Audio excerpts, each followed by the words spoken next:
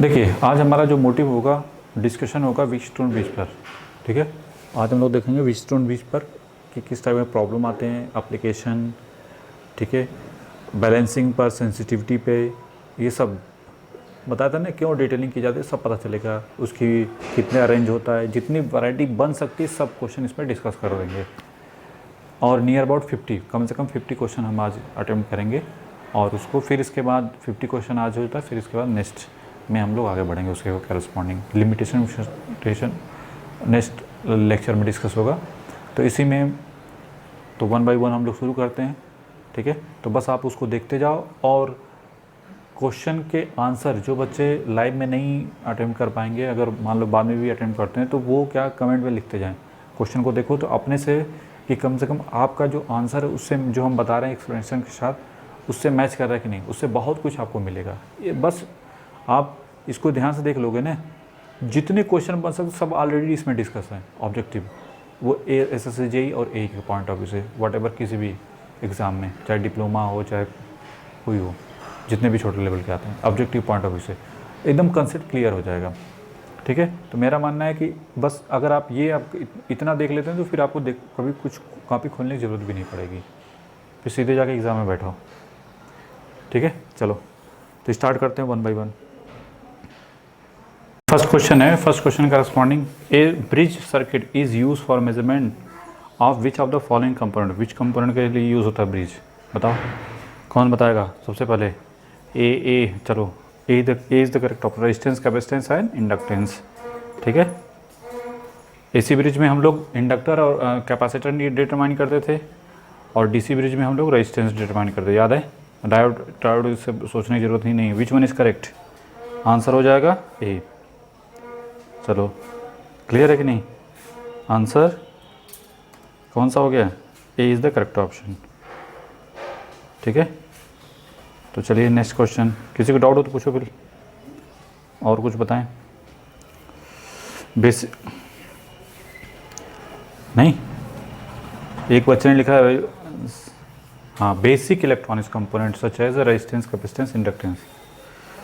हाँ, basically use किया किसके लिए किया जाता है? Basic electronic component, resistance, inductance and capacitance. चलो कोई दिक्कत नहीं। Now next one, next question है आपका क्वेश्चन नंबर 2। बताना है, बताओ कौन सा ऑप्शन होगा answer. A simple bridge circuit consist of a network 3 ohm resistance arm, 2 ohm a basic circuit consists of a network 3 resistance arm, 2 resistance arm, 4 resistance arm, 6 resistance arm। कितने number of arms होते हैं जो जिसमें resistance वाले arm? ठीक है, ये तो किसी बताने की जरूरत नहीं थी, सबको पता है। 4, कितना है? 4। नहीं, बताने की जरूरत तो नहीं है ना जी।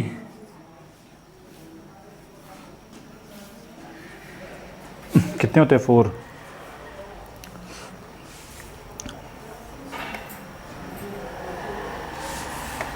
चलो 4 ओम।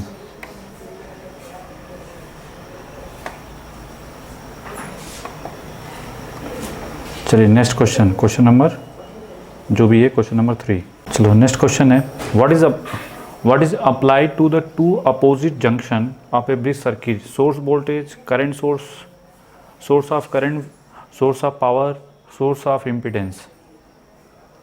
Which one is correct? कौन सा होगा? देखो यहाँ पे और यहाँ पे अपोजिट जंक्शन है ना, ये दोनों क्या है? Opposite junction. तो कौन सा? ये करंट सोर्स के करस्पॉन्डिंग 2 अपोजिट करंट सोर्स इस ये क्या है? ये करंट सोर्स होता है ना यहाँ पे। ये बोला ना, what is applied to the 2 opposite junction of a bridge circuit. यहाँ पे देखो जो कनेक्टेड होता है लाइक दिस वन करस्पॉन्डिंग। ठीक है, ये कनेक्टेड होता है ना, ये क्या होता है? यहाँ पे करंट सोर्स होता है जो करंट को मेज़र करता है। ठीक है, अपोजिट जंक्शन, अपोजिट जंक्शन है ना, एक ये B है और ये क्या है उसका अपोजिट D। तो डिफ्लेक्शन ऑफ गैनोमीटर जो क्या क्या मेजर करता है, करंट को ना, तो ये हो गया आपका करंट सोर्स के तरीके से, फ्लो ऑफ करंट। ठीक है, तो which one is correct, C is the correct. Reason समझ में आया कि नहीं, कौन सा होगा, which one is correct, source of current, two opposite junction के बीच में कनेक्ट होता है ना, दैट्स वाई। ये जो डिफ्लेक्शन ऑफ गैनोमीटर होता है वो इंडिकेट करता है फ्लो ऑफ करंट। ठीक है, तो ये इसको हम करंट कर सकते हैं करंट सोर्स के तरीके से, नहीं। चलो नेक्स्ट वन, क्वेश्चन नंबर जो भी है नाउ, नेक्स्ट क्वेश्चन इज, ये क्वेश्चन नंबर कौन सा था, 3, तो 3 का कौन सा हो गया, बी, बोलो। हाँ, नेक्स्ट क्वेश्चन जो भी है, क्वेश्चन नंबर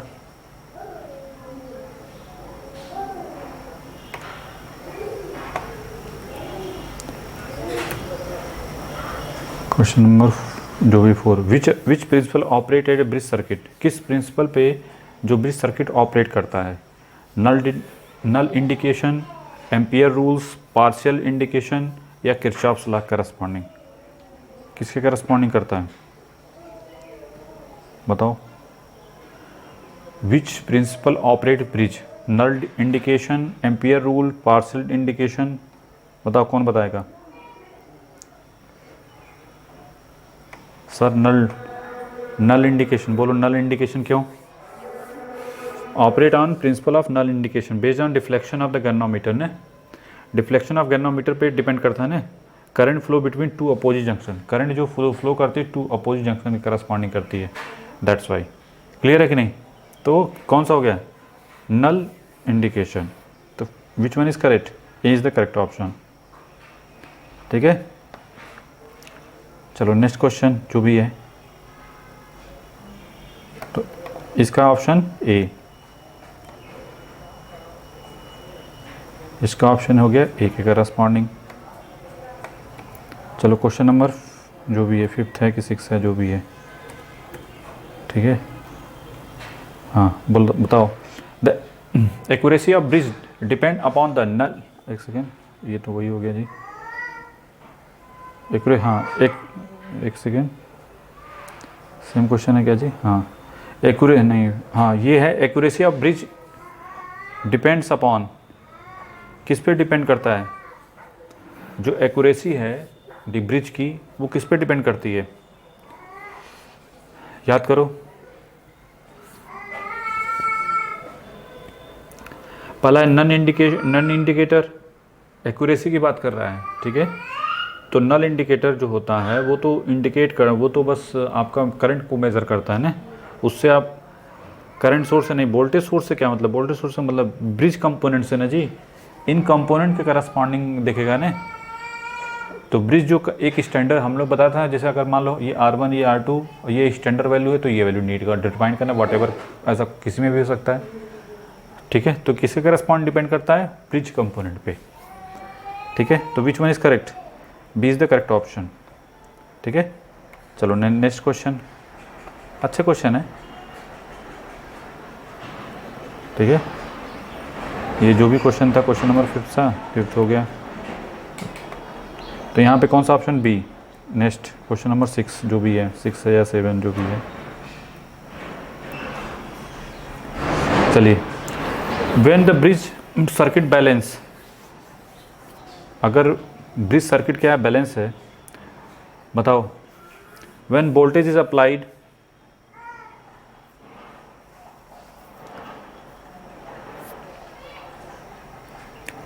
बताओ।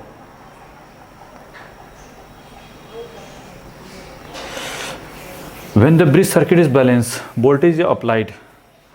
When current flow through opposite end of the bridge circuit, when no current flow through the galvanometer, when the impedance is minimum. When the bridge circuit is balanced, जब bridge circuit balance होगा तो सबसे पहली condition क्या बोलती है कि when apply voltage होगा तभी सर्किट बैलेंस होगा। Second one, when current flow through the opposite end of the bridge, इनके करस्पॉन्डिंग करंट जब फ्लो करेगी तभी आप कहोगे कि ब्रिज ये इसमें गैल्वेनोमीटर में करंट क्या होनी चाहिए, इन दोनों में, इस गैल्वेनोमीटर में करंट कितनी होनी चाहिए, 0 होनी चाहिए ना, नल डिफ्लेक्शन ने। आप कहते हैं no current flow through the galvanometer. Clear है कि नहीं बताओ। इम्पीडेंस मिनिमम, कौन इम्पीडेंस मिनिमम बोल रहा है जी, हैं? इम्पीडेंस मिनिमम कहाँ से आ गया? हमने एक बैलेंस कंडीशन के लिए क्या होता है, जब गैल्वेनोमीटर में डिफ्लेक्शन क्या हो जाए, 0 हो जाए, करंट मतलब उसमें क्या हो जाए, 0। जब करंट उसमें फ्लो 0 होगी तभी आपको वो चीज़ मिलती है ना। तो which one is correct, C is the correct option. ठीक है, कौन सा ऑप्शन सही होगा, सी। चलो नाउ नेक्स्ट क्वेश्चन नंबर जो भी है 7 या 8, question number 7।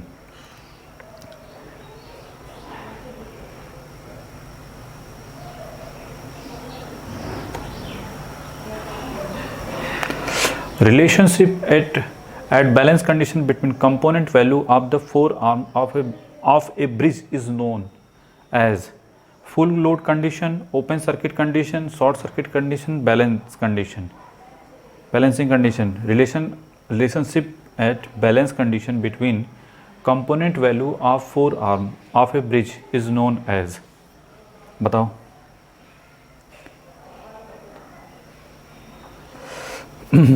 Relationship at balance condition between component value of forearm of bridge is known as, बताइए। फुल लोड कंडीशन करस्पॉन्डिंग की ओपन सर्किट शॉर्ट सर्किट तो भूल जाओ, फुल लोड भी नहीं, कौन सा होगा, डी। बैलेंस कंडीशन देखें कितने लोगों ने लगाया सर, डी। बताओ रीजन लिख लो। हाँ, during balance condition or equilibrium there exist certain relationship between component value, good. Forearm of the bridge, balance equation मिलता है ना, बैलेंसिंग कंडीशन करस्पॉन्डिंग। खैर तो which one is correct, D is the correct option. ये सब खैर बता दिया, चलो ठीक है, ऐसा कोई क्वेश्चन नहीं है फिर भी, ठीक है। क्वेश्चन नंबर 8, आंसर बताओ इसका। DC bridge are use for measurement of resistance, measurement of capacitance, measurement of current, measurement of inductance. DC bridge से हम लोग क्या यूज़ करते हैं, हमने बताया था, याद करो। अब इसमें अगर किसी ने गलत बताया तो बताता हूँ।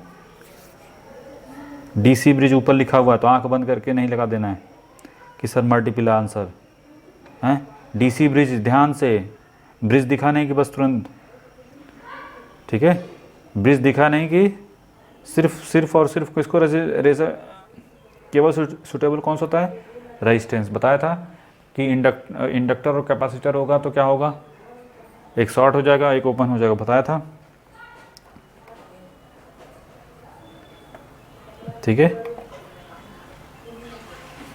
तो ये पूछने वाली, ये क्वेश्चन वाले, फिर भी अगर डाउट हो रहा है तो बहुत बड़ी दिक्कत है, ठीक है। एरर बहुत ज़्यादा आ रही थी अगर एसी इस्तेमाल कर रहे थे रेजिस्टेंस के लिए। तो इंडक्टर और कैपेसिटर यूज़ करते हैं, इंडक्टर और inductance and capacitance use determine करना होता है कौन सा ब्रिज कौन सा सप्लाई देते हैं, एसी वाली, और अदरवाइज़ हमेशा डीसी यूज़ करते हैं रेजिस्टेंस के लिए। बताया था रेजिस्टेंस। हाँ चलो next question. What is used to categorise single port device, multiple port device, ETC? What is used for categorize single port devices, multiple port devices, ETC? Current value, impedance value, voltage value, power value. Single port devices, बोलो।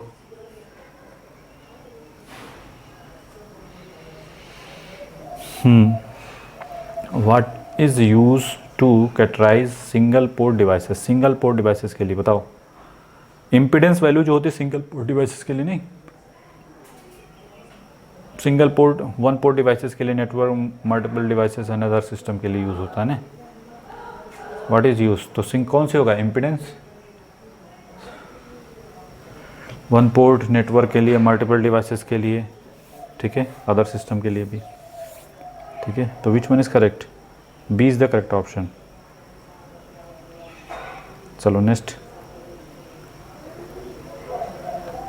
बोलो, कोई doubt हो तो पूछो जल्दी से।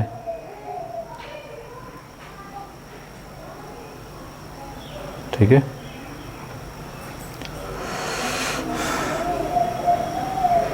चलो next.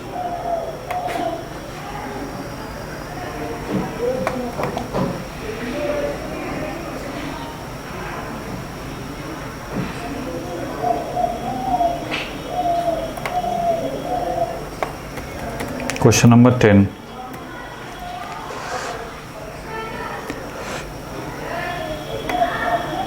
what is the relation between the balance equation and magnitude of input voltage?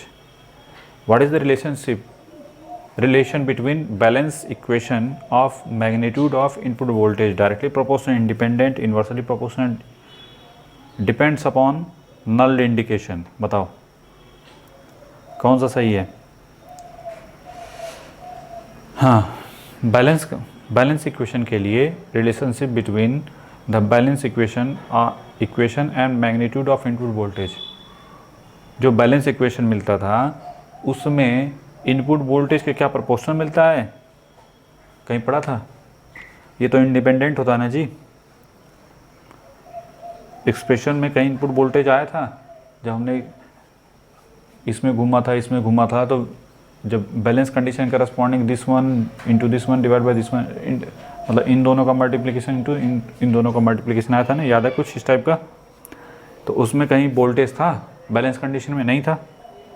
तो ये पूछा है कि इंडिपेंडेंट होगा कि प्रोपोर्शनल होगा, क्या होगा? तो अननेसेसरी सोचने की जरूरत नहीं, बी। कौन सा होगा? Independent of. ठीक है, नाउ नेक्स्ट।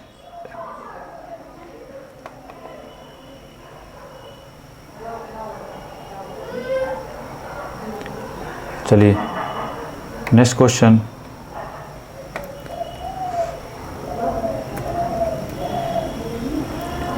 चलिए, accuracy of bridge circuit depend upon component value, null detector, voltage source, current source.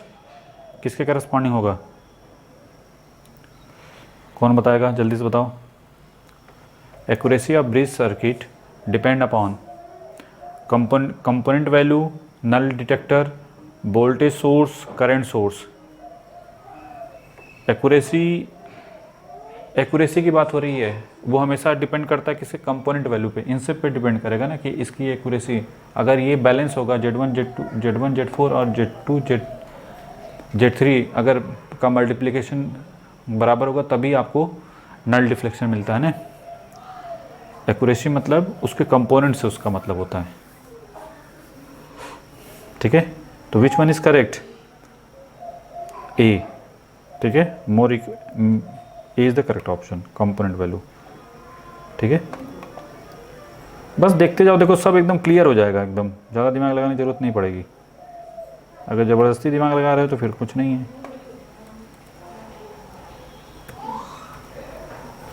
इतना बता रहे हैं कि इससे बाहर तो आएगा ही नहीं। What happen to the balance condition if the source and director are interchange, increases by a factor by 2, reduced to half, remain unchanged, independent of the type of source and detector। बताओ, what happen to the balance condition corresponding if the source and detector are interchange। Source और indicator को, detector को हमने interchange कर दिया, इनको, और यहाँ पे जो सोर्स होता है उसको क्या कर दिया? इंटरचेंज कर दिया गया। ठीक है, मतलब इंडिकेटर को यहाँ पे ला दो और सोर्स को यहाँ पे लगा दो। ठीक है, बैलेंस कंडीशन पे याद रखना, कब बोला है? Balance condition corresponding. तो क्या हमको मिलेगा बताओ? बैलेंस कंडीशन करस्पॉन्डिंग तो क्या बैलेंस कंडीशन पे फ़र्क पड़ेगा? नहीं पड़ेगा। अब ये बताइए, जब ये बैलेंस है Z1 Z4 जिसमें जो भी है, इन दोनों का मल्टीप्लिकेशन का करस्पॉन्डिंग कुछ होता है, तो अगर आप जब बैलेंस है तो इसका मतलब इसमें कोई डिफ्लेक्शन होगा? नहीं होगा। जब डिफ्लेक्शन नहीं होगा तो अगर हम इसको उठा के यहाँ पे और इसको उठा के यहाँ पे चेंज करेंगे तो बैलेंस कंडीशन में कोई फ़र्क पड़ेगा क्या? नहीं। फ़र्क पड़ सकता था कब? जब हम बैलेंस नहीं था और हमने इसको यहाँ पे और इसको यहाँ पे कनेक्ट कर दिया तब। तो विच वन इज़ करेक्ट? बोलो। Remain unchange. वाह, सबने लगाया था सही, चलो गुड।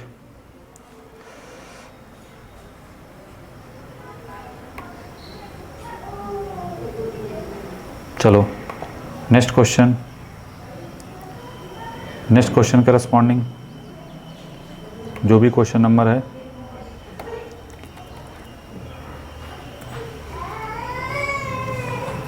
चलिए बताओ अपने से, कौन बताएगा। The simplest type of bridge use for measurement of medium resistance in known as Kelvin Schering bridge, Anderson bridge, Wheatstone bridge. यहाँ पे सिंपलेस्ट वाला पूछा है ना, बताओ कौन सा होगा। Wheat stone bridge. यहाँ पे हम चूँकि रेजिस्टेंस की वैसे भी समझ सकते हैं, व्हीट स्टोन ब्रिज से हम बहुत सिंपलेस्ट, ठीक है, सिंपलेस्ट वे में हम रेजिस्टेंस को क्या करते हैं, डिटरमाइन कर सकते हैं। कैल्विन ब्रिज किसके लिए यूज़ होता है, लो रेजिस्टेंस के लिए। शेयरिंग ब्रिज किसके लिए, शेयरिंग ब्रिज यूज़ फॉर किसके लिए होता है, फॉर हाई वोल्टेज करस्पॉन्डिंग। याद है हमने जब एसी ब्रिज करस्पॉन्ड डिस्कस किया था तो वहाँ पे हाई वोल्टेज करस्पॉन्डिंग और higher frequency corresponding balance condition किया था। फिर उसके बाद हमने वैगनर अर्थिंग डिवाइस यूज़ किया था, याद है कुछ।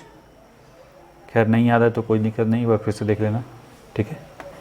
तो फिलहाल हम लोग अभी तो रेजिस्टेंस के करस्पॉन्डिंग वाला क्वेश्चन कर रहे हैं, तो इस वजह से इसी फोकस करो, ज़्यादा सही है। तो क्लियर है, तो which one is correct, D is the correct option,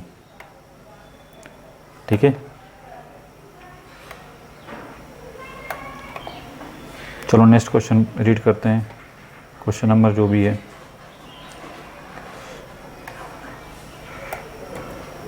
question number 14।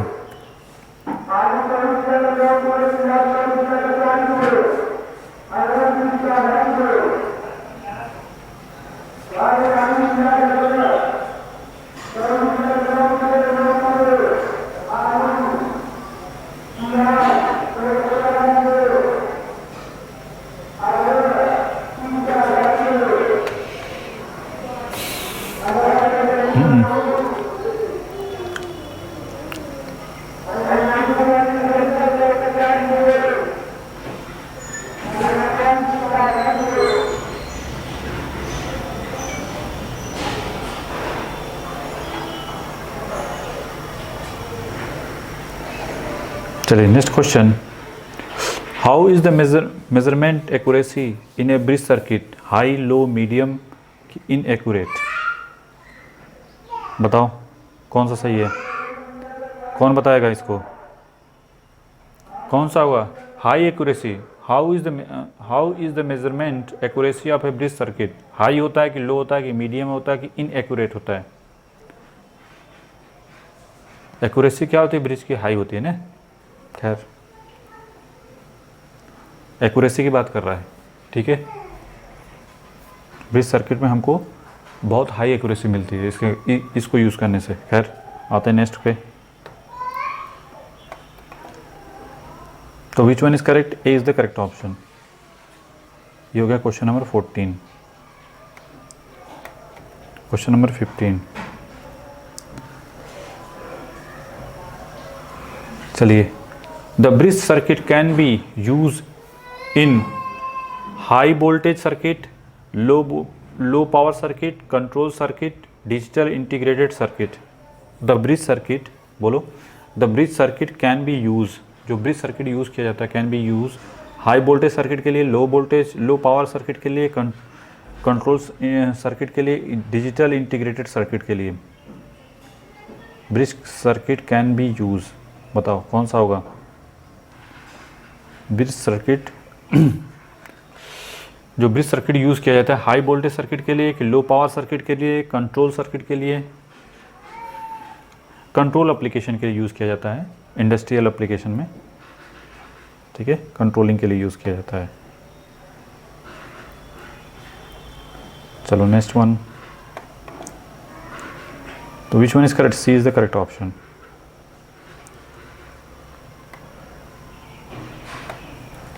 Question number 16।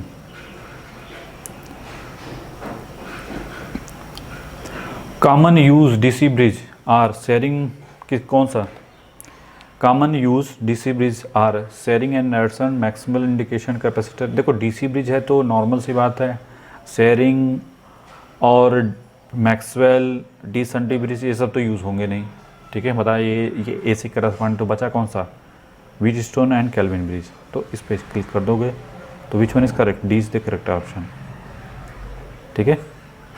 बोलो यहाँ तो कोई डाउट नहीं होना चाहिए कि ना, कैसे तो कैसे नहीं। चलिए नेक्स्ट क्वेश्चन जो भी है, क्वेश्चन करस्पॉन्डिंग ये हो गया आपका 16, ये हो गया next one 17। The control application, देखो नेक्स्ट क्वेश्चन है, in control application one of the bridge circuit contain a capacitive element, resistive element, indicating element, impedance element. Control application one arm of the bridge circuit contain, कौन सा होगा बताओ, which one is correct. ज़्यादा सोचने की जरूरत है नहीं, कौन सा होगा, रेजिस्टिव एलिमेंट। कंट्रोलिंग के लिए हम लोग जो है इंडस्ट्रियल एप्लीकेशन में किसको यूज़ करते हैं, रेजिस्टेंस, रेजिस्टिव एलिमेंट को, ठीक है। इंडस्ट्रियल एप्लीकेशन के पॉइंट ऑफ व्यू से बात कर रहे हैं हम, ठीक है। तो चलिए नाउ नेक्स्ट, ये था question number 17।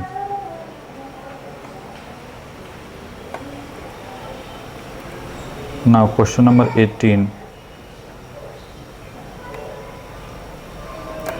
what are the physical parameters that are to be controlled when bridge is used to control application? area, volume, mass, weight, pressure and temperature, current and voltage।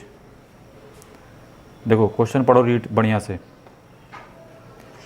What are the physical parameter, physical parameter की बात हो रही है, that are be control when a bridge is use in a control application, control application के लिए बताओ।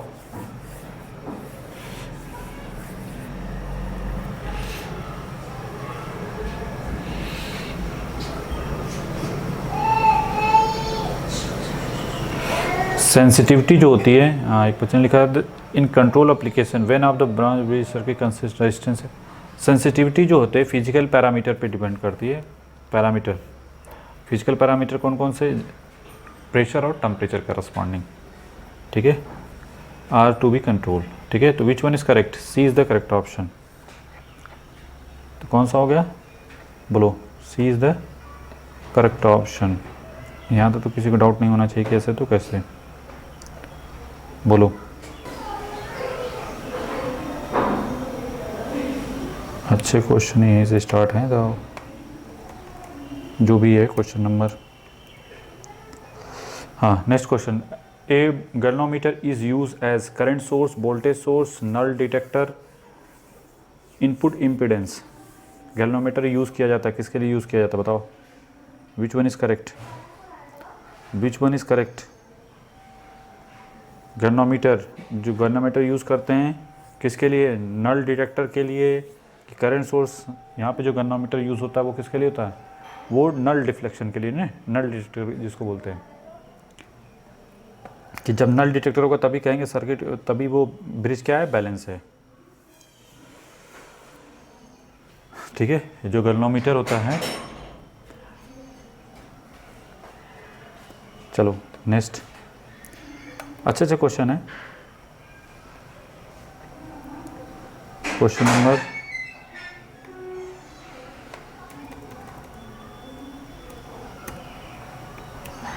Next question बताइए, the opposite two end of Wheatstone bridge consist of voltage current source, voltage and current source, EMF and null detector, resistance and capacitance, inductance और impedance. यहाँ पे बात हो रही है किसके करस्पॉन्डिंग, व्हीटस्टोन ब्रिज के करस्पॉन्डिंग, याद के रखना, ठीक है। The opposite two end of Wheatstone bridge consist voltage and current source, EMF and null detector, resistance, देखो रेजिस्टेंस कैपेसिटेंस वाला तो है नहीं, इंडक्टेंस एंड इम्पीडेंस, ये दो तो भूल जाओ पहले तो, ठीक है। अब आता है दो चीज़ में, voltage source, voltage and current source EMF and null detector, इसके करस्पॉन्डिंग EMF होता है, नल डिटेक्टर होता है, तो which one is correct? B is the correct. Opposite में बोला ना, opposite two end of the which is consist.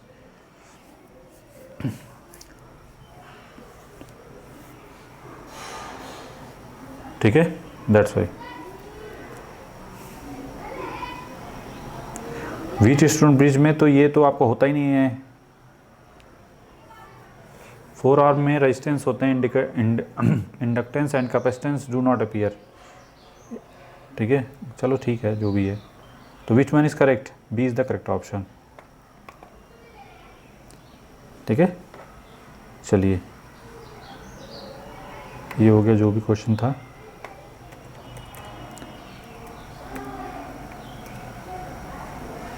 चलिए next question, the arm consisting of resistance R1 and R2 are called. बताओ कौन बताएगा आंसर इसका? बोलो, इसका अपने बताओ, ट्राई करो। The arm consisting of resistance R1 and R2 are called. Resistance arm, impedance arm, देखो इम्पिडेंस सोर्स आर्म, ये तो दो तो आंख बंद करके नहीं होंगे। अब बता है रेजिस्टेंस आर्म होता है कि रेशियो आर्म होते हैं?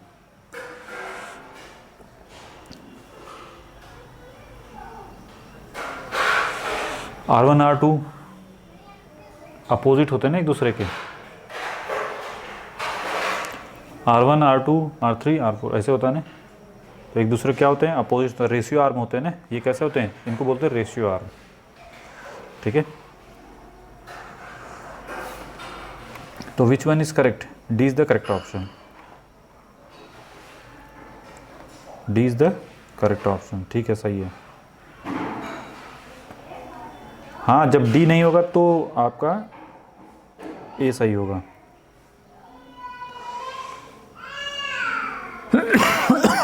चलो नेक्स्ट क्वेश्चन देखो, arm consisting of a standard known resistance R3 is known as standard arm, resistance arm, accuracy arm, known arm. Which one is correct? बताओ, कौन बताएगा? बताओ जी। जब ऑलरेडी लिख दिया है तो कौन सा? ये बोला है ना कि the arm consisting of standard known resistance R3 is known as standard arm, तो ये हो ही गया स्टैंडर्ड आर्म। ठीक है, इसमें सोचने की बात क्या है? ठीक है, इसी को बोलते हैं स्टैंडर्ड आर्म है। तो कंफ्यूज करने के लिए अदर चीज़ें दे रखी है। ठीक है, तो विच वन करेक्ट? बोलो।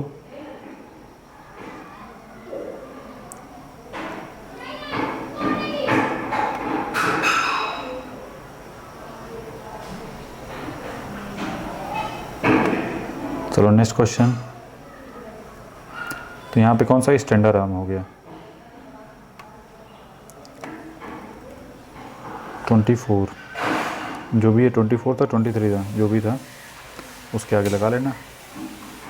ठीक है, यहाँ पे अननोन कर दो।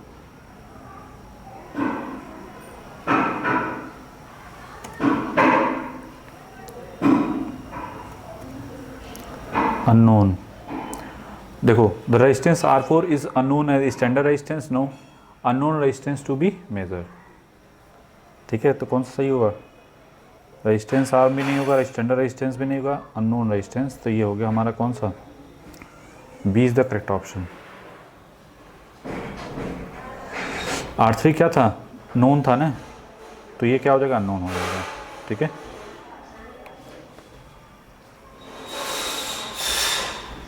चलिए नेक्स्ट क्वेश्चन, तो ये इसका आंसर कौन सा होगा? B.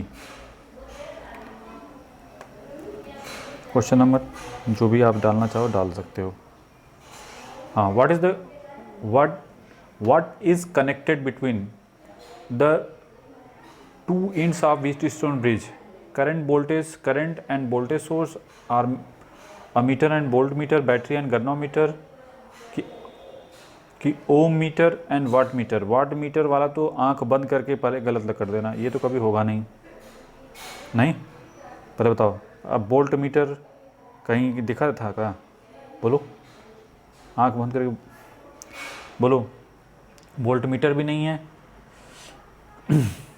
To end of the Wheatstone bridge, battery and galvanometer. यहाँ पे क्या लगा होती है? बैटरी, और यहाँ पे क्या होता है? गैल्वेनोमीटर। बस यही तो पूछा है जी, इसमें ज़्यादा सोचने वाली बात क्या है? कौन सा होगा? C is the correct option.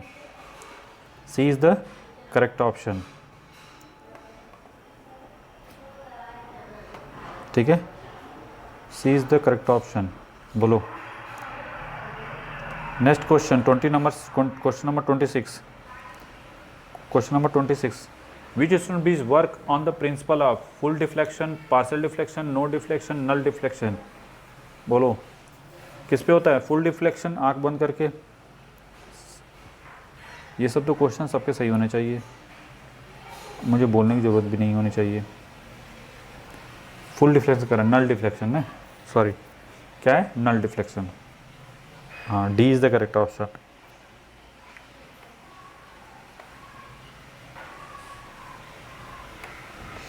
Serial में जो भी आपको लगाना, 1 2 जो भी लगाना लगा लो। हमने चूँकि बना रखा है ना, तो जो उसी हिसाब से हम अपना सीरियल लगा रहे हैं। ठीक है, ये 27 जो भी है।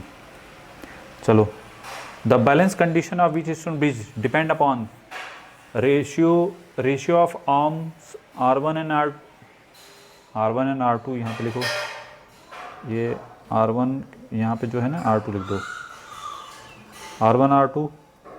ठीक है, ratio of R3 R4, EMF source and null detector, current source and power source. पहले तो डी ऑप्शन नहीं होगा, कुछ भी हो जाए। तो बताओ, बैलेंस कंडीशन के लिए EMF source and null detector पे डिपेंड करता है, ठीक है, कि रेशियो ऑफ आर्म रेशियो पे। ठीक है, बोलो रेशियो ऑफ, बोलो R4 की वैल्यू किससे करस्पॉन्डिंग होती थी? देखो रेशियो ऑफ आर्म, वैसे अब ये डिपेंड करता है कि हमने क्या बना रखा। R1, इसको R1 R2, इसको R3 R4 जो भी ले उसके करस्पॉन्डिंग। तो रेशियो ऑफ आर्म के करस्पॉन्डिंग आप कह सकते हो कि 1 भी हो सकता है, 2 भी हो सकता है। नहीं, किसी ने कहा सर इसको हम इसको मान लें, किसी ने कहा नहीं सर इसको मान लें। ठीक है, तो चेंज हो जाएगी ना चीज़ें। ठीक है, तो बैलेंस कंडीशन के लिए हम लोग, आप जो ब्रिज लेते हैं, अगर मान लीजिए आपने इसको ले लिया कि सर ये R1, ये R2, ये R3 और ये हो गया R4। ब्रिज में R1 I1 दिस भी इक्वल टू R3 I2 मिलता था, यहाँ पे I2 I1 दिस भी इक्वल टू हमको क्या मिलता था? R4 I2 मिलता था। याद करो, इसमें I1 करंट, इसमें I2 करंट, इसमें नल डिफ्लेक्शन करस्पॉन्डिंग। तो हम लोग डिवीज़न करते थे, तो R1 बाई R2, हाँ ये R1 by R2 this equal to R3 by R4। तो R1 बाई R2 या R3 बाई R4, तो दोनों सही है यहाँ पे, तो आप दोनों को लगा सकते हो। क्लियर है कि नहीं? क्योंकि बोला ना R1 R2 और आर्म रेशियो, नहीं arm ratio R1 R2, sorry R1 R2 और R3 R4। ठीक है, तो आप चाहो तो जो इसमें आप चेंज कर सकते हो। ठीक है, लेकिन अगर R1 R2 दिया हो और R3 R4 दिया तो दोनों सही है। ठीक है, तो यहाँ पे A और B दोनों सही होगा।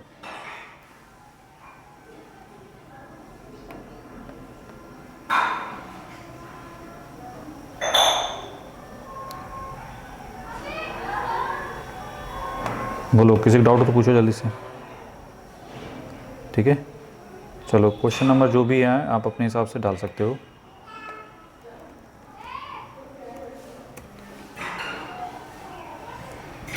बताओ अपने से, कौन बताएगा इसको? Balance condition can be obtain by varying the standard resistance. R3 को चेंज करोगे कि varying resistance of R1 and R2 keeping the unknown resistance R4 constant by making use of null deflection. बताओ किसके थ्रू? भाई हमको क्या करना है? बैलेंस कंडीशन करना है। ठीक है, R3 क्या होता है? स्टैंडर्ड रेजिस्टेंस होता है, नहीं तो किसको वेरी करोगे? आपको नल डिफ्लेक्शन करने के लिए R1 R2 को क्या करोगे? वेरी करोगे। तो विच वन इज़ करेक्ट? पूछा है ना, देखो वेरिंग द स्टैंडर्ड रेजिस्टेंस तो फिक्स रहता है, उसको कौन सा क्यों वेरी करोगे। वेरिंग रेजिस्टेंस R1 है ना, तो कीपिंग द फिर नेक्स्ट बोला है। देखो बी तो 1 और 2 में अगर बात करें तो 2 सही है। फिर आते हैं सी पे, keeping the unknown resistance R4 constant. क्या अननोन रेजिस्टेंस को कांस्टेंट रखोगे by making using null deflection. Null deflection तभी यूज़, नल डिफ्लेक्शन तो जो यूज़ करते हैं उस वो तभी यूज़ होगा ना जब ये बैलेंस होगा, ठीक है। तो यहाँ पे बैलेंस कंडीशन के लिए, क्या करना पड़ेगा, पहले रेजिस्टेंस को क्या करना पड़ता है, एडजस्ट करना पड़ता है, ठीक है।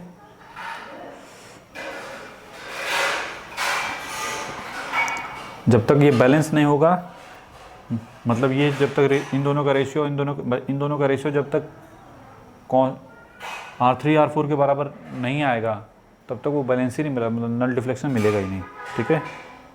तो which one is correct, B is the correct option. बोलो, किसी को डाउट हो तो पूछो जल्दी से, सर नहीं समझ में आया या जो भी है, ठीक है।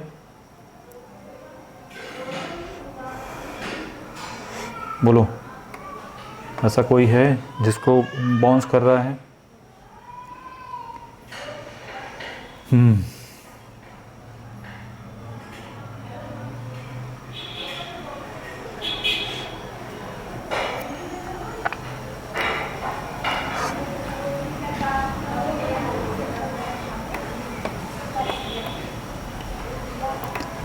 चलो नेक्स्ट क्वेश्चन, जो भी है आप अपने हिसाब से लिख लेना है, ठीक है। जो मैंने क्वेश्चन बनाया उसमें ये 29 नंबर पे है, ठीक है, ठीक है। तो हाँ, when the bridge is balance what is the current flow through the galvanometer. When the bridge, जब ब्रिज बैलेंस होगा तो what is the current flow through the galvanometer. Galvanometer में जो करंट जाएगी वो कितनी होती है, 0 कि डिपेंड अपॉन बैलेंस करंट। बोला है बैलेंस, आंख बंद करके कुछ भी नहीं करना, 0 अरे वाह, ये तो सबको पता है, पर थोड़ा और रीड कर लिया करो, आंसर देखा है, क्वेश्चन देखा कि नहीं, तुरंत 0 नहीं, और पढ़ लो कि डिपेंड अपॉन आर्म रेशियो। अब बोला बैलेंस कंडीशन के लिए ना, when the bridge is balance होगा, बैलेंस के लिए, ठीक है, आर्म रेशियो पे डिपेंड तो करता है, लेकिन फिर इसके बाद क्या हो रहा है, what is the current flowing through the galvanometer. Galvanometer में करंट पूछा है, तो क्वेश्चन कहाँ पे फोकस कर रहा है उस पर भी देखो, इस पे गैल्वेनोमीटर में करंट कितने थे, 0। हाँ, नल डिफ्लेक्टर कौन सा, नल डिफ्लेक्शन कौन सा यूज़ कर रहे हो। जब बैलेंस बोल दिया तो वहाँ पे कोई भी इंडिकेटर हो, कोई भी यूज़ करो, ठीक है, करंट क्या मिलेगी, 0 मिलेगी, ठीक है।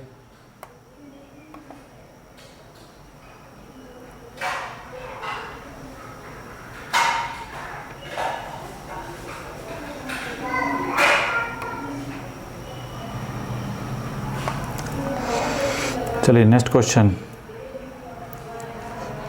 Amount of deflection of galvanometer depend upon resistance of the arm ratio, sensitivity, current flow through the bridge, EMF across the circuit. किसके करस्पॉन्डिंग होगा, बोलो। The amount of deflection of galvanometer, the amount of, जो amount of deflection of galvanometer depend upon, जो amount of deflection होगा galvanometer का depend करेगा resistance of the arm ratio, resistance of the arm ratio corresponding depend करेगा, कि sensitivity पे depend करेगा, कि current flow through the bridge, कि गैल्वेनोमीटर की बात हो रही है यहाँ पे। तो गैल्वेनोमीटर में जो deflection of the galvanometer depend upon current flow through the bridge, कि ईएमएफ अक्रॉस द सर्किट। कौन सा सही है जी, बोलो जल्दी से, कंफ्यूज हो गया क्या इसमें, बोलो। Amount of deflection of galvanometer depend upon resistance of the arm ratio, sensitivity, current flow through the bridge. हाँ, सेंसिटिविटी भी एक, ठीक है, सेंसिटिविटी के देखो, सेंसिटिविटी किसने फोकस नहीं किया। सेंसिटिविटी का मतलब क्या होता है, हमने बताया था, देखो अगर सेंसिटिविटी नहीं होता तब किस पे लगाते, करंट थ्रू ब्रिज बोला है, न कि गैल्वेनोमीटर करस्पॉन्डिंग बोला है। ये करंट थ्रू ब्रिज मतलब इन सब के करस्पॉन्डिंग करंट की बात कर रहा है, तो उसको आंख बंद करके नहीं। EMF across the circuit, EMF across the circuit, ये दोनों तो नहीं होंगे। बचता है ए और B, resistance of the arm ratio and sensitivity. Amount of deflection of the galvanometer depend upon, तो यहाँ पे जो है वो डिपेंड करेगा। देखो अगर ये नहीं दिया था, सेंसिटिविटी नहीं देता, तो बोलते resistance of the arm ratio corresponding, ठीक है। लेकिन यहाँ बोला डिफ्लेक्शन बोला ना, गैल्वेनोमीटर डिपेंड, गैल्वेनोमीटर की बात हो रही है, तो वहाँ पे सेंसिटिविटी से होता है कि कितना ज़्यादा सेंसिटिव, हायर सेंसिटिविटी वाला होगा, ठीक है। हम लोग कौन सा यूज़ करना चाहेंगे, रेजिस्टेंस ऑफ द आर्म, जो रेजिस्टेंस ऑफ द रेशियो जो होता है ना, वो इफेक्ट नहीं डालता कि इसको amount of deflection of the galvanometer पे, ठीक है, ये होता है, ठीक है। समझ में आया कि नहीं जी? Amount of deflection of the galvanometer किस पे डिपेंड करता है, सेंसिटिविटी बता तो रखा है जी, ठीक है, तो बताने की जरूरत नहीं है।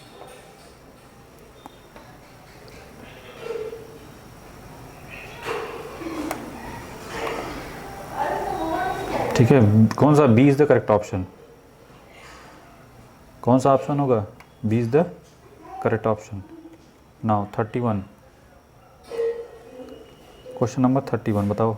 ये सेंसिटिविटी इज डिफाइंड, बोलो जो सेंसिटिविटी है वो किससे डिफाइन होती है, deflection upon current, deflection per unit current. हाँ सही है, सबका सही है, याद करिए।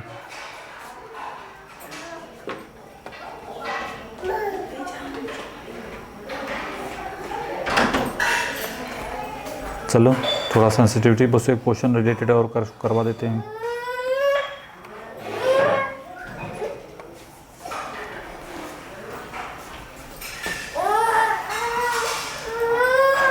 सेंसिटिविटी एक्सप्रेस इन सेंटीमीटर पर एम्पियर कि मीटर पर मिलीमीटर, बताओ कौन सा सही होगा, which one is correct.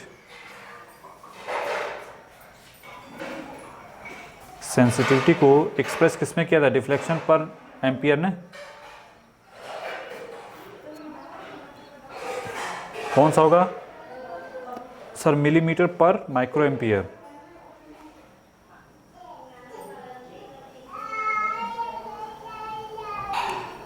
Deflection millimetre में एंड करंट माइक्रो एम्पियर में।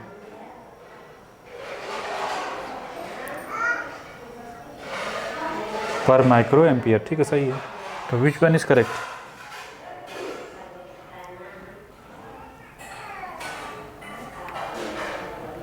सी इज द करेक्ट ऑप्शन। चलो next question, next question, question number 33। What is the relation between sensitivity and deflection of galvanometer? Directly proportional, inversely proportional, सब sensitivity वाले question है। बताओ sensitivity जो होती है the relation between sensitivity and deflection of the galvanometer directly proportional होती है। Sensitivity directly proportional to sensitivity, this equal to क्या होता है, डिफ्लेक्शन डिवाइडेड बाय करंट। तो सेंसिटिविटी डिफ्लेक्शन की क्या होती है, प्रोपोर्शनल होती है। तो which one is correct, A is the correct option. ऐसा कोई नहीं जो कि गलत किया हो। हाँ चलो अब इसी पर और क्वेश्चन देख लेते हैं, जितना बन सकता है सब करवा देते हैं, जिससे कि माइंड में ये न रहे कि सर 34, क्वेश्चन नंबर 34 बताओ। The voltage sensitivity of galvanometer is given by S B, this equal to E by theta, theta by E, 1 by E, 1 by theta. Volt यहाँ पे याद रखो वोल्टेज सेंसिटिविटी है, यहाँ पे किसकी बात हो रही, वोल्टेज सेंसिटिविटी। हाँ जब वोल्टेज सेंसिटिविटी की बात होती है तो theta divide by voltage, deflection जो होता है amount of theta divide by E बताया था। तो which one is correct, theta by E, B is the correct option.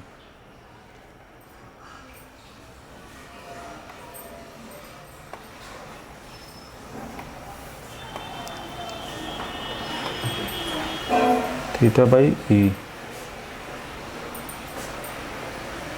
बोलो।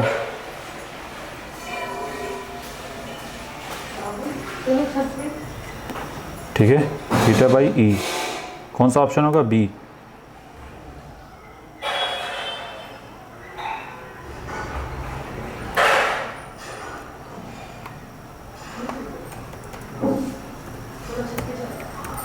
चलिए, थीटा बाई ई ये तो हो गया क्वेश्चन नंबर जो भी था।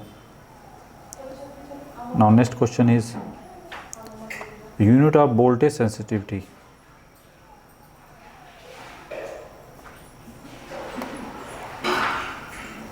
जो भी क्वेश्चन नंबर है आप लिख लो।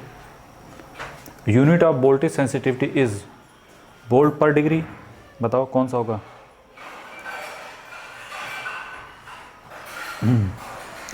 What is the relation between sensitivity of deflection, चलो ये कहाँ गया जी? हाँ, unit of voltage sensitivity is volt per degree, ampere per ohm, degree per volt, वाट पर एम्पियर।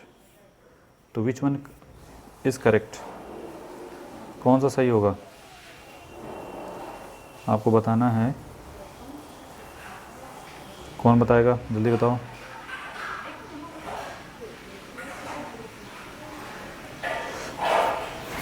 इसमें सोचना पड़ रहा है जी।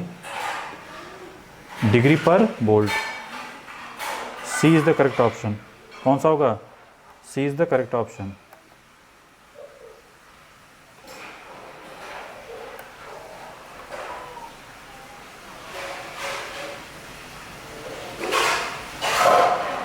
जो भी था क्वेश्चन नंबर अब 37।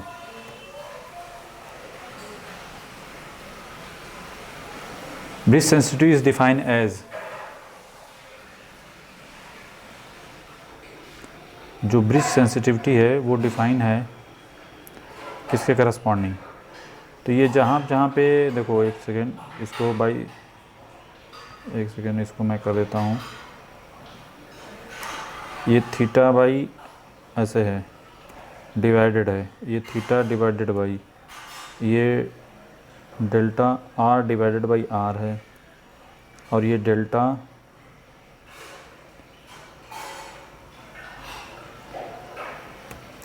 ये कुछ इस टाइप का है। अब क्लियर है ना? Bridge sensitivity is define as, हमको बताना है कि जो ब्रिज सेंसिटिविटी होती है वो किससे डिफाइन होती है। हाँ बोलो, ये सॉरी लास्ट वाला थीटा थी, हाँ सही है। तो which one is last? T, theta divide, एक सेकेंड, वो जो है ना वो ही, एक सेकेंड वो उसको करेक्ट कर लेता हूँ मैं। थीटा डिवाइडेड बाई ऐसे है, theta divided by delta R by R. ठीक है, तो which one is correct? D is the correct option. ठीक है, चलो सबने लगाया, डी लगाया। ठीक है, तो ये हो गया हमारा। एक और कर लेते हैं, मैक्सिमम सेंसिटिविटी।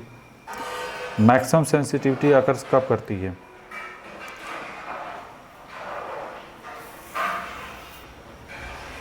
अब सब माइंड में आ रहा होगा ना जो बताया था, इसीलिए कराया था हमने कि डिटेल में ज़्यादा ज़रूरी होता है। बताओ, maximum sensitivity occurs when R3 by R4 this equal to 1, कि R2 by R4 this equal to 1, कि R1 by R2 this equal to 1। ठीक है, बताओ जल्दी बताओ कौन सा होगा एंड क्यों, रीजन के साथ। हाँ, मैक्सिमम सेंसिटिविटी अकर्स व्हेन, ठीक है, किसके लिए? जब R3 दिस इक्वल टू किसके करस्पॉन्डिंग मिला था? R3 by R4 this equal to 1। तो which one is correct? A is the correct option. चलो सही है। ठीक है, मैक्सिमम सेंसिटिविटी की बात हो रही ना, तो हमने R3 by R4 किया था ना, R3 by R4 this equal to 1। ठीक है, फिर जब R3 by R4 this equal to 1, तो हमको वहाँ से एक चीज़ और मिली थी कि R1 by R2 this equal to किसके करस्पॉन्डिंग। हम लोगों ने जो निकाला था वो R3 by R4 निकाला था, तो that's why first is correct. अगर वो नहीं दिया हो तो आप किस पे क्लिक करोगे? R1 by R2 पे क्लिक करोगे। ठीक है, तो A is the correct option. बोलो। नेक्स्ट क्वेश्चन, तो Wheatstone bridge use for measurement of, बताओ कौन सा सही होगा, कौन बताएगा। 1 ओम से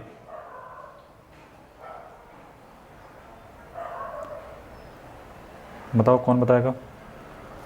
1 ओम टू फ्यू मेगा ओम कि 1 किलो ओम से फ्यू मेगा ओम कि 1 मेगा ओम से फ्यू गीगा ओम कि 1 मिली ओम से few ohm. Which one is correct, which one is correct and why. ये तो देखो बता चुके हैं, ठीक है, इसमें मुझे नहीं लगता बताने की ज़रूरत है, हैं? सबके सही होने चाहिए। चलो सभी लोग कमेंट करो, सबके सब रीजन के साथ। हाँ मीडियम रेजिस्टेंस, हाँ व्हीट स्टोन ब्रिज किसके लिए पहले यूज़ होता है। व्हीट स्टोन ब्रिज जो है मीडियम के लिए कि हाई के लिए कि लो के लिए। हाँ तो व्हीट स्टोन ब्रिज का जो मॉडिफाइड वर्जन किया था वो किसके, केल्विन ब्रिज का। हाँ good, Kelvin bridge. 1 ohm to few mega ohm, मतलब 10 मेगा ओम के करस्पॉन्डिंग करते थे ना। हाँ 1 ओम से 10 mega ohm medium resistance, kelvin bridge modified किया था। चलो खैर, तो which one is correct, A is the correct option, ठीक है, ए क्या होगा, करेक्ट ऑप्शन में होगा। चलिए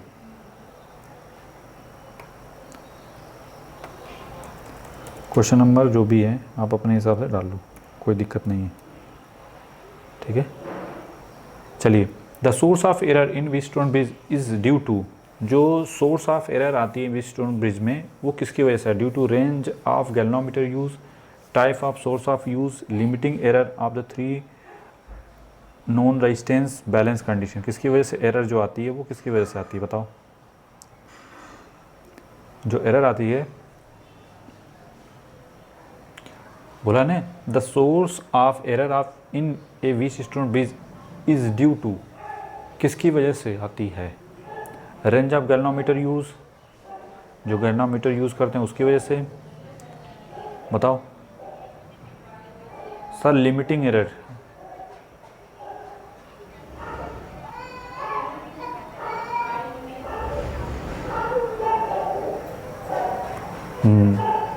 लिमिटिंग एरर की वजह से आते हैं, सही है।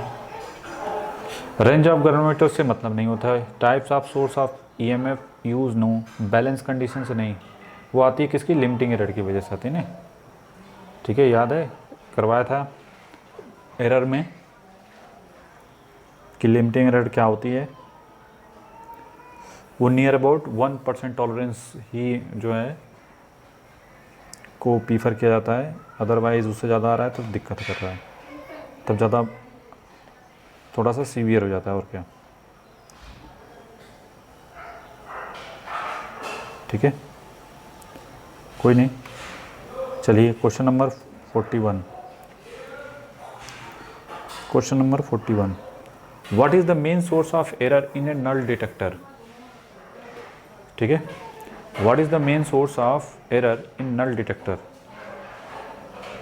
Lower current detection ability, insufficient sensitivity of null detector, wiring resistance, power dissipation. What is the main source of error in null detector? main source क्या है null detector का। low current detectability, बताओ कौन बताएगा, जल्दी बताओ, ध्यान से पढ़ के, हाँ जल्दबाजी नहीं, क्योंकि आप थोड़े से क्वेश्चन समझ आ रहा होगा आप कैसे बन रहे हैं, ठीक है।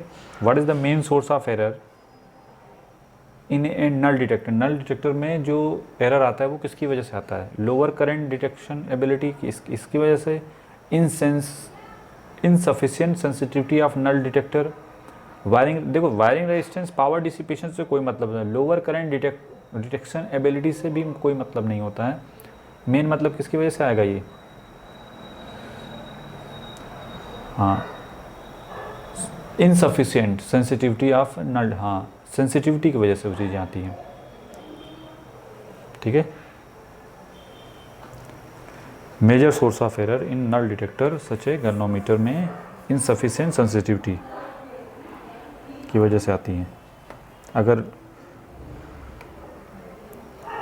इसीलिए तो सेंसिटिविटी निकाली जाती है कि पहले चेक कर लो कि कितना सेंसिटिविटी कितना सेंसिबल है। अगर हाई एक्यूरेसी वाला है तो बहुत बढ़िया है। चलो नेक्स्ट क्वेश्चन जो भी है, कौन बताएगा इसका answer? When the current passing through the resistance in Wheatstone bridge what happen? The voltage source occurs, null detection burn, back EMF induce, temperature increase due to power dissipation. बताओ।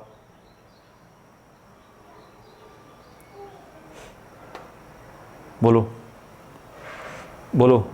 When current passing through the resistance in Wheatstone bridge what happen? Voltage drop occurs, कि null detector burn, कि back EMF. बोलो। बोला है ना, the current passing through the resistance in the Wheatstone bridge what will happen? जो current अगर पास कर रही है थ्रू रेजिस्टेंस में तो क्या होता है? नॉर्मल सी बात है, टेम्परेचर इंक्रीज तो होता ही है। क्यों? ड्यू टू पावर डिसिपेशन की वजह से।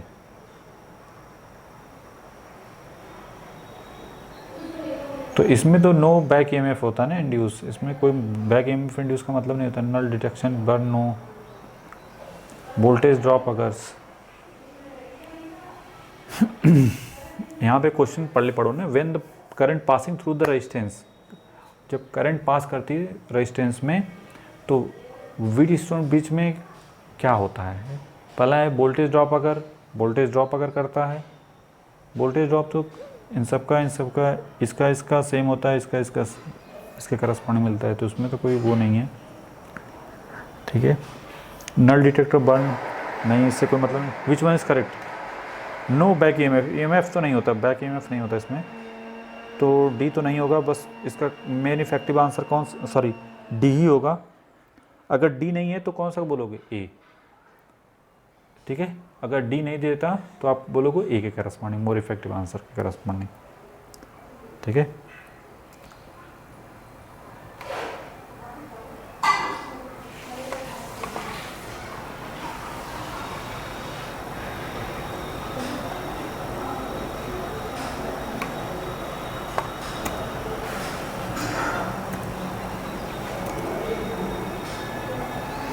Now, what is the effect of increases in temperature on the resistance element?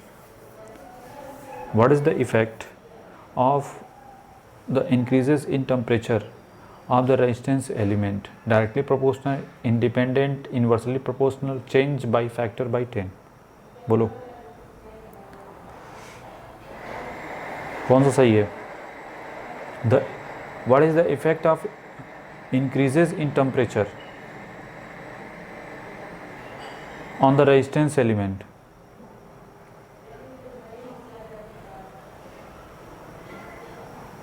बोलो किसके corresponding? The effect of temperature को इंक्रीज किया तो अगर टेम्परेचर को इंक्रीज किया तो जो रेजिस्टेंस होता है उसके ऊपर क्या फ़र्क पड़ता है? वो डायरेक्टली प्रोपोर्शनल होता है ना जी। Temperature affecting resistance circuit, resistance R positive temperature coefficient होता है ना। जो resistance R this equal to R not into 1 plus alpha T corresponding. तो अल्फा तो पॉजिटिव होता है, टी इंक्रीज करने पे टेम्परेचर भी क्या होता है? राइज करता है, प्रोपोर्शनल कहेंगे ना उसके करस्पॉन्डिंग। ठीक है। तो which one is correct? A is the correct option.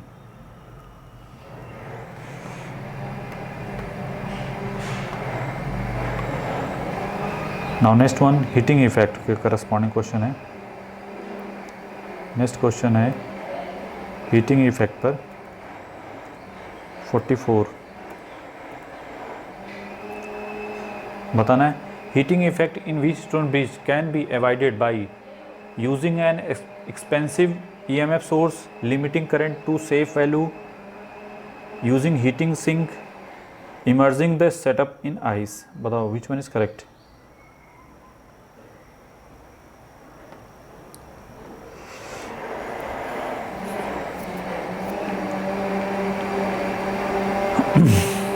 Heating effect in Wheatstone bridge be avoided by using expensive EMF source no, limiting a current, ठीक है, तो विच वन इज करेक्ट? इसमें याद ही कर लो इसको। हीट इफेक्ट जो होता है ना, को जो बोला ना, using expensive EMF source no, इसको तो इससे कोई मतलब है नहीं है। Using heat sink, heat sink कहाँ यूज़ होता है? ये यूज़ होता है पावर इलेक्ट्रॉनिक्स में, ठीक है। इमर्जिंग द सेटअप इन आइसोस कहीं देखा, कहीं बताया था हमने? कहीं नहीं बताया था। तो which one correct? Limiting current to be safe value, ठीक है।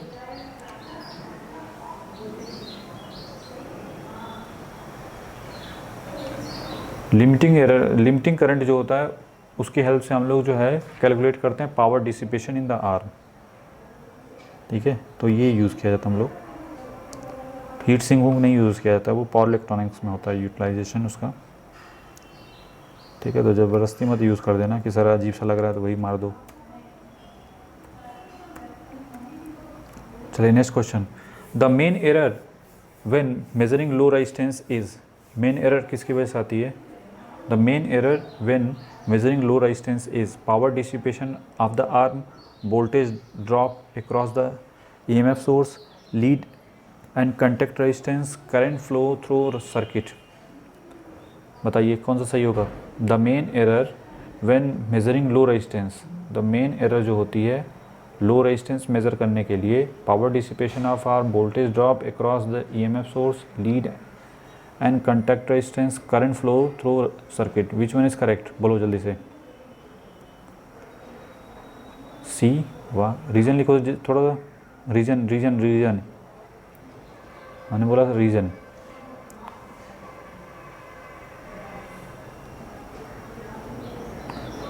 रीजन भी जानना चाहिए ना, कोई दिक्कत नहीं, रीजन बताओ।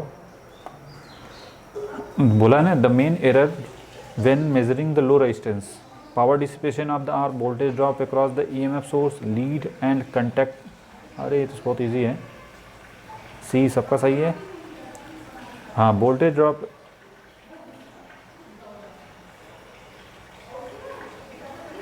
बताया तो चल।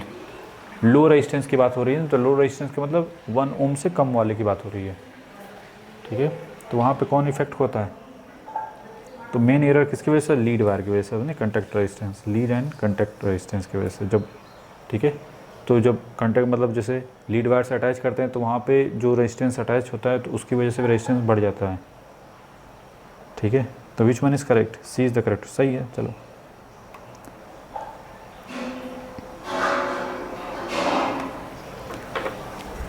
क्लियर है ना? देखो ये एक वायर है लाइक दिस वन, रेजिस्टेंस है तो यहाँ पे आपने लीड वायर, तो इसका भी तो रेजिस्टेंस होगा और इस लीड वायर का भी रेजिस्टेंस होगा। अब ये मान लो 1 ओम से कम भले, मान लो इसकी वैल्यू है पॉइंट,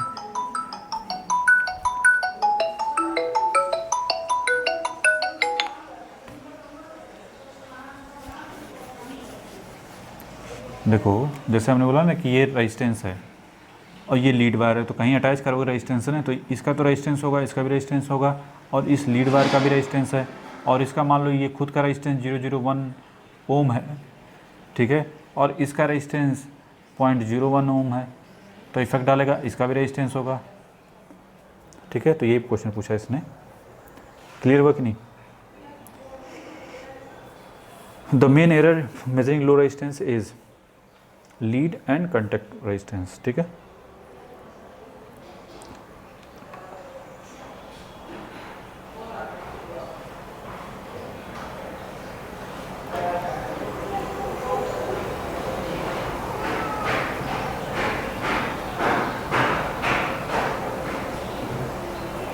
बोलो, किसी को डाउट हो तो पूछो, किसी को डाउट हो तो पूछो, ठीक है। ये हो गया, हमको एप्लीकेशन के पॉइंट ऑफ व्यू से देख लेते हैं थोड़ा क्वेश्चन।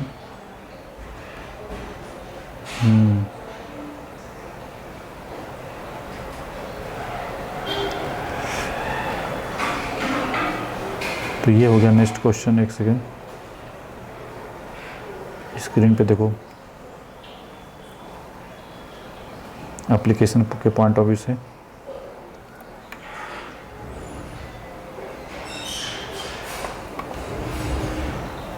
बताओ ना।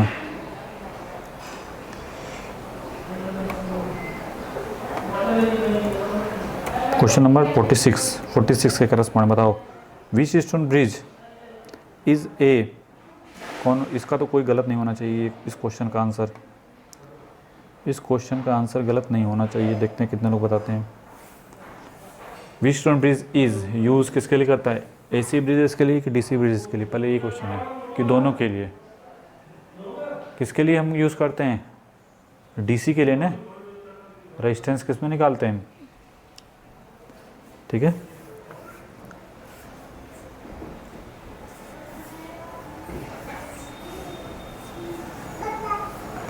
मीडियम रेजिस्टेंस निकालते हैं। गुड।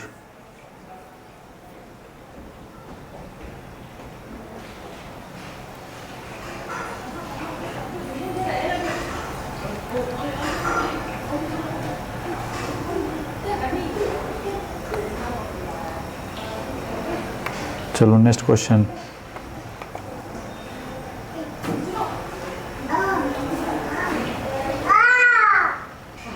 ये हो गया 46, जो भी है 47। 47 क्या हो जाएगा बोलो, बताओ अपने से।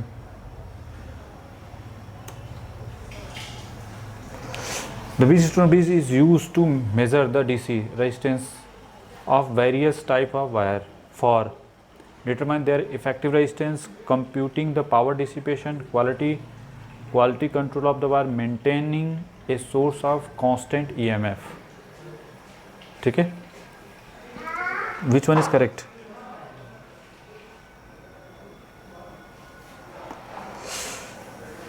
Which one is correct? बोलो।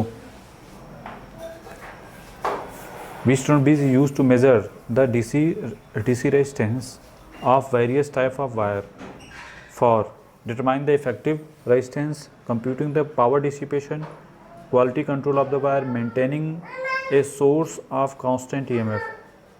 किसके लिए यूज़ किया जाता है?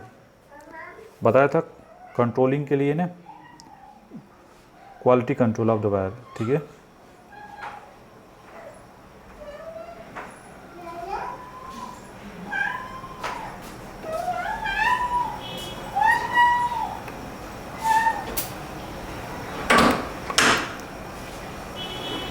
और ये क्वेश्चन तो बस जो बताने जा रहे हैं आप इसको रटी लेना, क्योंकि इसके लिए इसके रीज़न को जानना चाहोगे तो फिर और ज़्यादा डिस्कशन करना पड़ेगा। Telephonic company make use for Wheatstone bridge for measurement the telephonic resistance, no. Computing the line resistance, no. Maintain dial tone, no. Dial tone के लिए नहीं। Location of cable fault, location of cable fault के लिए हम इसको utilise करते हैं। ठीक है, टेलीफोन रेजिस्टेंस जो है सूटेबल होता है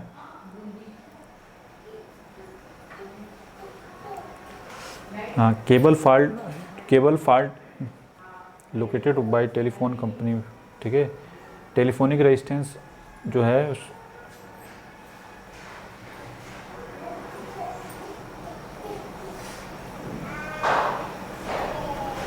जो एक्चुअली जो रेजिस्टेंस डिटरमाइन के इसके लिए अलग टेक्निक होती है, तो उससे रेजिस्टेंस से कोई मतलब नहीं होता है ना। ठीक है, मेजरमेंट ऑफ टेलीफोनिक रेजिस्टेंस लिख दिया तो इसका मतलब थोड़ी है।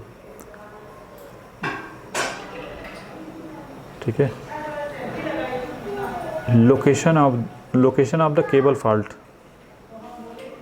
इससे हम लोग जो है लोकेशन ऑफ केबल फॉल्ट जो है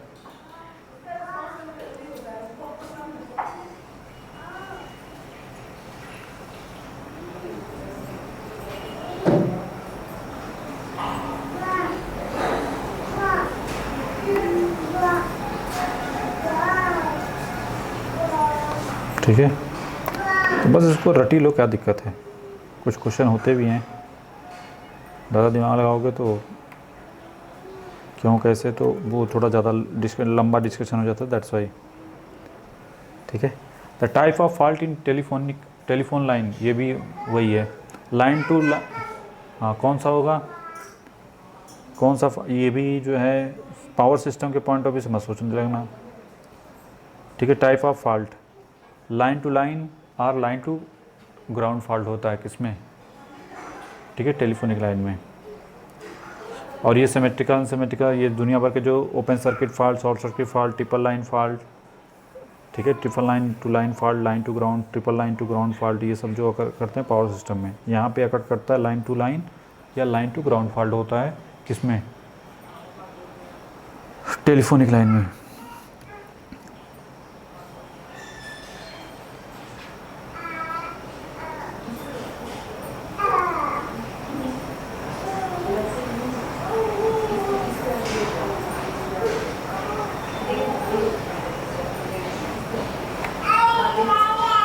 नेक्स्ट क्वेश्चन है जो नेक्स्ट क्वेश्चन आपके सामने ये रहा, question number 50। One of the simplest application of the Wheatstone bridge is voltage measurement, current measurement की लाइटिंग मेजरमेंट। सिंपलेस्ट बोला है, वोल्टेज मेजरमेंट, करंट मेजरमेंट के लिए, पावर मेजरमेंट के लिए नहीं, बल्कि किसके लिए, लाइटिंग मेजरमेंट के लिए किया था। लाइटिंग मतलब रेजिस्टेंस, जिसमें प्योर रेजिस्टेंस होता है ना। लाइटिंग का मतलब क्या था, जो रेजिस्टिव एलिमेंट होता है ना, लाइटिंग। तो which one is correct, C is the correct option. ठीक है, चलो कोई दिक्कत नहीं। तो ये हो गया हमारे क्वेश्चन। चलो यहाँ तक तो कोई डाउट नहीं।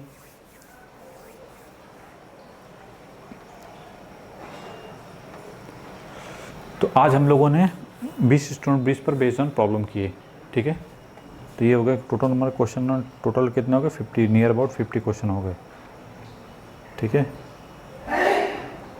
सुन रहा है कि नहीं। लो रेजिस्टेंस, मीडियम रेजिस्टेंस, दुनिया भर के जो भी है, तो आपको एक चीज़ तो समझ में आ गई होगी, एप्लीकेशन। ठीक है, और भी करवाएंगे लिमिटेशन, ये तो एप्लीकेशन के पॉइंट ऑफ व्यू से हो गया।